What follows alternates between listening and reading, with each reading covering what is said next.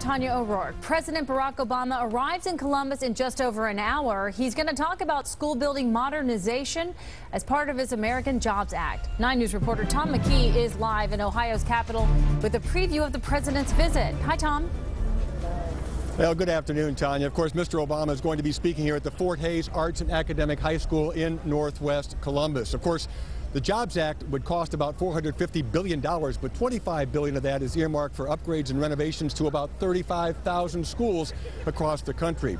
Now, that work certainly could go a long way to create jobs in the recession-battered construction industry.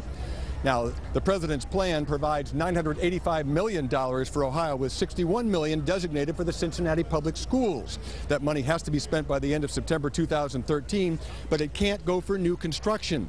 Instead, it'll pay for science labs, internet-ready classrooms, and energy efficiency.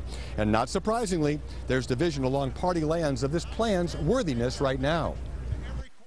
First of all, it's incredibly badly needed in this economy for all of those people who are struggling to find work.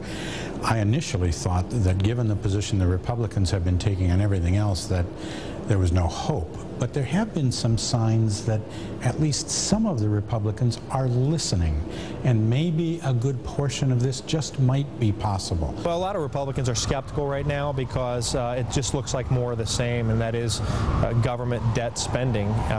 So I think right now it's a wait-and-see approach to see what the details are in the president's plan.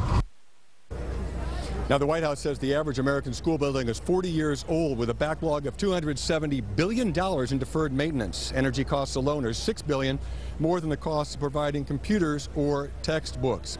Of course, Tanya, Cincinnati Public Schools are nearing the end of a 10-year, billion-dollar program to rebuild its infrastructure, but that's mostly new construction. Of course, there have been some retrofits. Rothenberg School in the Over-the-Rhine that's going to be upgraded soon is an example of that. And of course, Mr. Obama coming to Ohio at this particular point in time is no big surprise. Columbus, the heart of it all, and he needs Ohio if he's going to have an opportunity at a second term. Of course, we'll have coverage on WCPO.com and on 9 News starting at 5. I believe we will be seeing the president again in the next year or so. Thanks, Tom, in Ohio.